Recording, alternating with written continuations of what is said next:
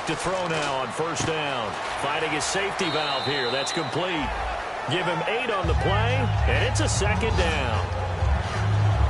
I know most of the time when the ball's in the air, you're thinking wide receiver, tight end, but running backs, they can be a big part of any passing offense nowadays. On second down, it's Bell. And he'll bring it up here to right at the 40-yard line. They're just 4 yards on the pickup, but that's good enough to extend the drive. But we always talk about good down and distance, allowing offenses to expand their playbook. Well, 2nd and 2, that means your playbook's wide open. You can run just about anything.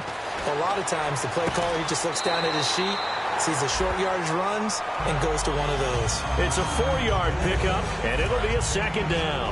And that's the kind of pass that adds up over time, Brandon. You may not have picked up a first down there, but if you keep chipping away at it, eventually big plays may result. They'll run it now out of the gun. And hit behind the line. He lost the football. It's loose. And fortunately for him, he's able to get it back, but it will be a loss on the play. All I can say about this play is that someone's living right. I mean, he's trying to gain yardage, trying to get upfield. Ball comes free. What's that panic that we've talked about oftentimes that you feel when you lose the ball? You can sense it. Oh, you can sense it, and somehow he got to it and was able to recover it for his squad.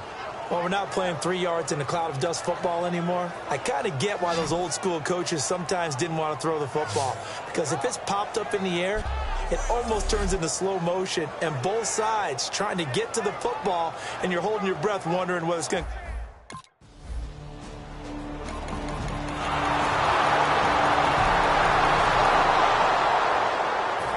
Pittsburgh's offense now heading back out onto the field. And a tight game after punting last time. See if they can get something going on this drive.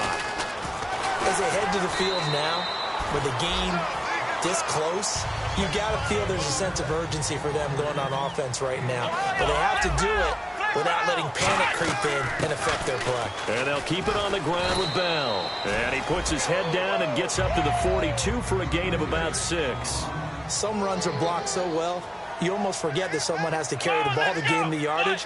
The leverage by the offensive line to create space up front, really well done. Throwing for his running back, and he's got him complete.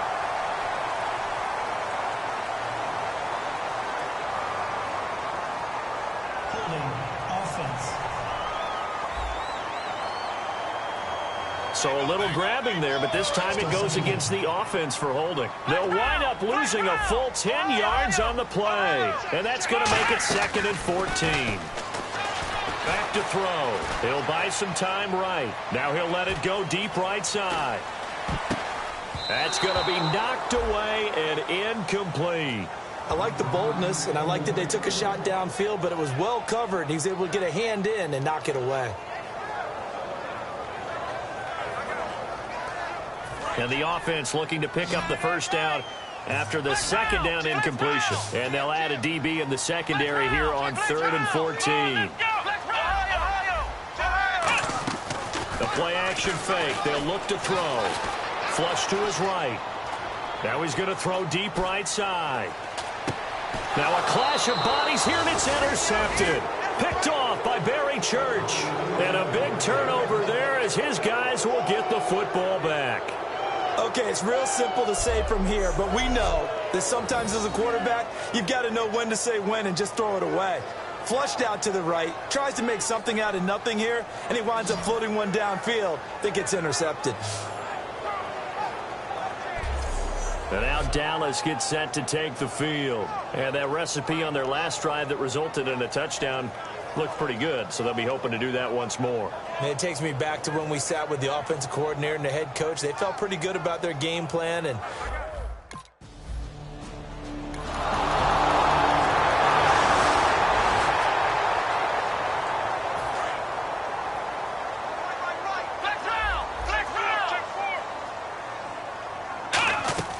they go back to the air here after the INT. And it pops free. The collision there jarred the ball loose and brings up 2nd down. we know it's not an easy job to go out and catch passes when people are trying to tackle you and knock the ball away. But the bottom line is that's a pass he's got to have and a pass he should have caught. And on 2nd and 10 now. Off the play fake. He'll look to throw. They'll roll him out right. Oh, he's got some breathing room. And they're going to get this one all the way out across the 45. A good pickup there at 22. Now, those are the ones that hurt defensively. You do everything right. Excellent pressure, good coverage downfield, and then he slips out the back door and turns it into a nice gain. Now on first down, he'll drop to throw it. He's going to hit his man out of the backfield, complete. And he'll be brought down at the 48-yard line. 5 yards on the pickup, and it'll make it second down. And now they're in the hurry-up. So many times you hear today's NFL described as a space game. Get your best players into space with the football in their hands. That's why sometimes you just swing it out to your runner, get him out in the flat, and let him have a chance to make people miss an open field. A good pickup there, 26 yards. On that play, as you saw the route start to develop downfield, I got the sense that maybe the run would set up for him, and he took full advantage of it and got a big gain on a busted play.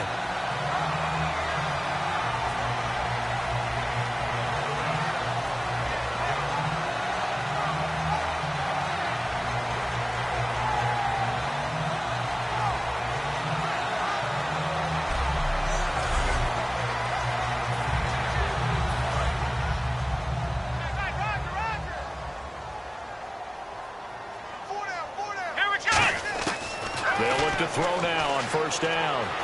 And caught right side, Green. And down inside the 15, shy of the 10. And now it looks like they're going to be in the hurry-up. They'll look to throw here on first down. And that's incomplete. He was trying to find Ladarius Green there as tight end. And that'll bring up second down. Down here in the red zone, you know your tight end's going to be a favorite target. Couldn't hang on. And sometimes they just have to get out of their own head because they understand how tight windows are there and how many bodies are there. And sometimes they just overthink it and don't catch the ball. And that is incomplete. 16 seconds now on the clock.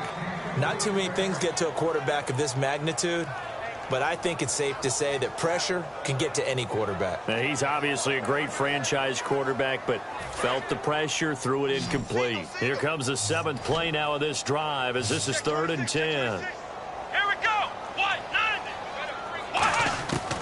They'll stick with the passing game as he looks to throw. This is Bell on the dump off. 4 yards on the pickup, and that's going to bring up a 4th down. Partner, I think that completion takes the definition of dink and dunk to a different level, doesn't it? It does, and the defense was right there, kind of played into their hands.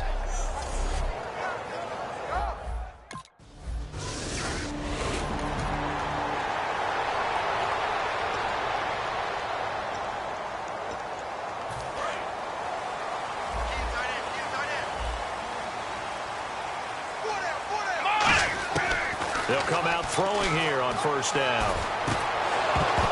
And it's incomplete. Boy, he doesn't drop many like that one. Second down.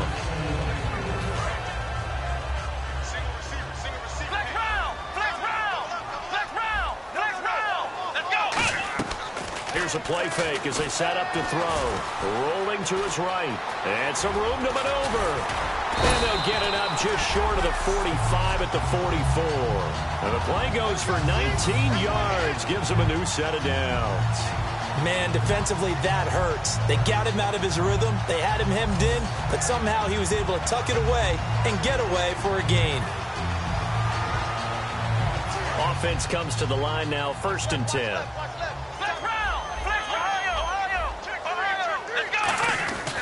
Back to the ground, this time with Bell. And they went the wrong way there. Losing yardage back at the 43-yard line. That's going to go as a loss of 2, and it'll be second down. And they're behind the sticks here a bit now, dealing with a 2nd and 12. Well, it hasn't been a whole lot of fun for Le'Veon Bell in this ball game, trying to find room to run the ball. I'm sure they're going to have to change some things up because he's so versatile. They've got to get the ball in his hands somehow and create some space because they're losing this game. Well, defensively, you've got to key in on Bell, make him the focal point to stop it, and they've been able to do that. And he has gotten better every year he's been in the league, always adding something to his game, one of the premier runners in the NFL. On 3rd down, he'll drop to throw. He's going to leave this for his running back. It's complete. Now look at this, 4th and 12, and they're going to line up to go for it. Let's go. They'll try and throw for it here. And a quick throw here, that's complete. A surprising move to go for it, and predictably, at least somewhat predictably, it doesn't pay off. And Dallas, they'll take over in terrific field position. Well, they've clearly made a conscious decision here to be more aggressive in the late stages of this game here in the second.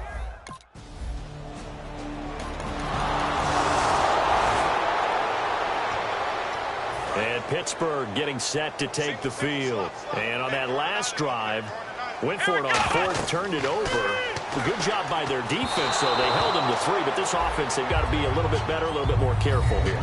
And sometimes when you see these calls on 4th down, when they decide to go for it, it's not necessarily the coach saying, I believe in my offense. Sometimes the coach saying, I believe in my defense. I can afford to go for it here, because if we don't get it, I don't think we'll give up more than 3. And that's exactly what happened there. You think that factored in? I do. I think that he had that in his mind going into the game, that I'm going to be aggressive on offense because I know I've got a defense that can hold up their end. Only a yard on the pickup there, so it leaves them needing a conversion here on 3rd and a tough 9. And on 3rd down, the Cowboys bring in an extra defensive back. Off the play fake, he'll look to throw. A hit as he throws there, incomplete. 3rd down is a down. Both sides know they absolutely have to win. And the name of the game for the defense is pressure on the quarterback. But pressure on the quarterback with contact, that's how.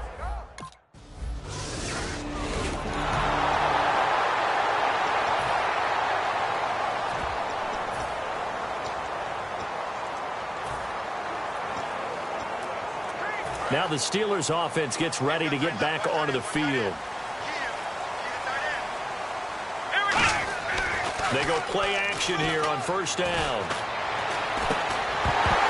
He couldn't quite hold it. Got hit. Ball pops out. Incomplete. Oh, man, for him to be that wide open and drop it. Sometimes you have just too much time on your hands, right? You end up thinking way too much, and your hands get shaky. And, yes, he's a tight end, but that's a catch he should have made. They come out here in the eye.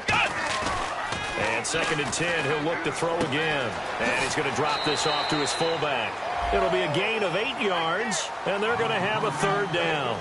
It's interesting because when I'm watching college football and I'm evaluating guys for the draft now, my list of fullbacks, pure fullbacks, it's a very short list. I'm probably evaluating more punters and kickers now than I am fullbacks. But it doesn't matter what you call the position, it's who you put there. And there we saw completion. Looking to speed things up here, going with some tempo. Now on 1st down, he'll drop to throw it. Bryant with a catch right side. A gain of 6 there on 1st. He decided to run a hitch route. It really helps to have a guy who can turn it loose. And, boy, he rifled one in there on that one. Not much run after catch, but it worked really well. Here we go. They'll look to throw. Out to his left. A strong running. It'll be a 3-yard gain, and it'll be 3rd down. Okay, he's not going to get the 1st down, but this is still a nice job of buying some time and then running to get to the sideline and get out of bounds and avoid the big hit. They'll try and run for it with Bell. And he will have 1st down yardage as he's brought down at the 41. I don't know about you, but that almost felt like old-time football there. 3rd and 2 is not necessarily just a running down anymore. A lot of times they want to throw the ball. They went back to the roots and powered forward and got the 1st down. Back now in Pittsburgh. It's the Steelers with the football, but trailing here as we get going in quarter number 4.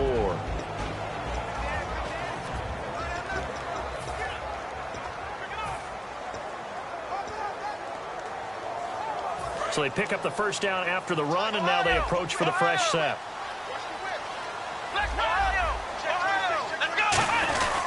Again, it's Bell. And he'll take this one down to about the 40. Credit him with a 1-yard gain there to make it 2nd and 9. And quickly, they get to the line. You know that old expression, it's not my night.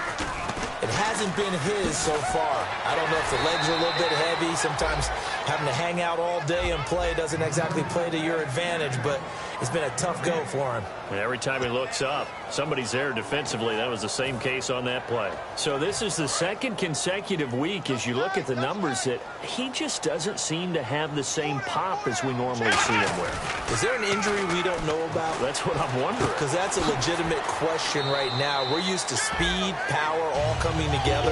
And what I've always loved about him is his vision. You know, last week he didn't have that as well. Always thought he was picking the wrong hole to try and run through. And his blockers, they seem to be getting him to the right place, but he picked the wrong spot. We're seeing some of that again this week.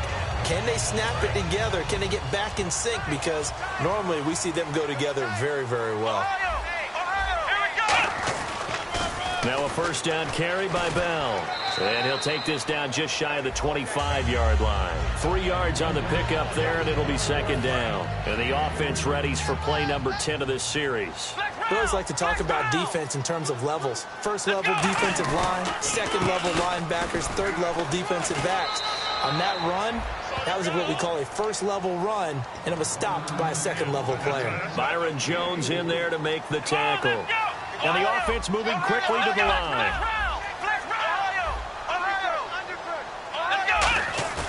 On third and short, they'll try and pick it up through the air. Rolling to his left. He may try and run for this. And he will have the first down before he's tackled at the 12. A nice pickup there, 10 yards, and it'll move the sticks. On third and short, not only did he get away from the rush and pick up a first down, he picked up a whole lot more than that. And how did he get it done? Evaded the rush, kept his poise, and then how about him directing traffic as he moved downfield to pick up extra blockers? A really nice run. Whenever I go to a team's practice facility and watch them work, I love to watch the defensive guys in what they call pursuit drills. The ball goes either towards them or away from them. How fast will they respond? On this play, the defensive end responded better than anyone and made a really nice play. And they're going to hurry back to the line now. But I think we know by now that every run is not going to be broken and get all the way to the end zone. But these short ones still have their value. You can still set up your play action and throw the football. You control the clock because you have the ball and they don't. And often the physicality sets the tempo for the game. Got to try it here. He's back to throw. And that is incomplete. The Steelers try it, but they come up empty on fourth down. And the Cowboys defense is going to get them the football back. So the failure to convert, no doubt, really hurts. But this one's not over. A good chunk of time on the clock and the timeouts. Yeah, not only do they have the timeouts, as you just noted, they're going to get an extra one with the 2-minute warning. And that's going to help them big way. So in a sense, they have 4 timeouts in their pocket. The big thing, stopping them on defense now.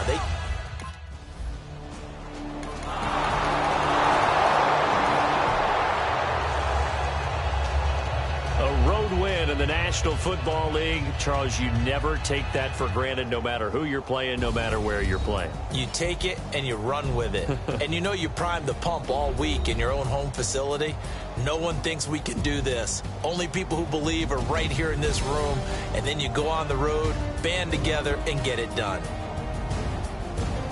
So for Dallas, their good start continues as they get their record up to 4-2. And they'll return home next week to take on the Detroit Lions. Meanwhile, for Pittsburgh, the loss here will move them back to 500 at 3-3. And they'll try to get back on the beam next week as they'll head to Cleveland to take on the Browns.